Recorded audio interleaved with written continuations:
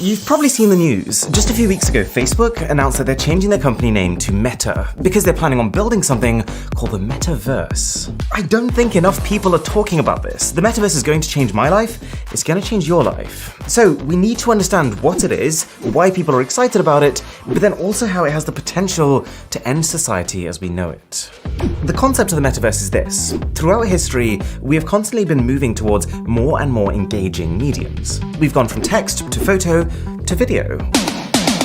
We've gone from reading books and papers to now spending most of our spare time watching TikToks on the internet. And the Metaverse is what comes next. An internet that you're not just looking at through a screen, but that you're actually inside of. Take anything you could think of doing right now. Shopping, chatting with friends, meditating to ASMR videos on YouTube.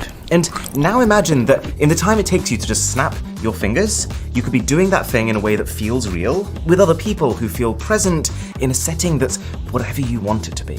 A living, shared, everlasting, virtual universe. That's Meta's vision of the Metaverse, achieved through a combination of augmented reality and virtual reality, which they've said that they will subsidize the cost of in an effort to get as many people on this planet to be a part of the Metaverse. And in case I wasn't clear, this is pretty damn cool, and there are some undeniable positives. Like, just to get the obvious out of the way, the Metaverse will allow you to live out your fantasies. In one single evening, you could be slaying enemies in hand-to-hand combat. You could be playing a quiet game of chess on the streets of New York and surfboarding across the tropics of the Bahamas. All with incredible realism, but at the same time the reassurance that you yourself are safe at home. And on a similar note, there is also a comfort to the idea that you'll also be able to express yourself however you want to. You know how now you have a profile picture for your social media accounts? The image that represents you to other people. Well, in the Metaverse, you won't just have an image, you will have an avatar. A fully three-dimensional living depiction of you, but you in the way that you would want to be. Did you ever wish you were 3 inches taller?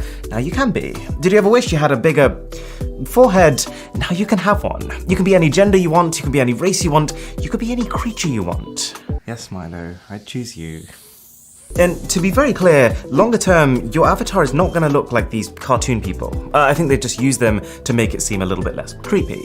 The truth is though, Meta is also working on the tech to create completely lifelike avatars, fully rendered with every hair on their head and every pore on their skin. This is not a game, this will feel like real life.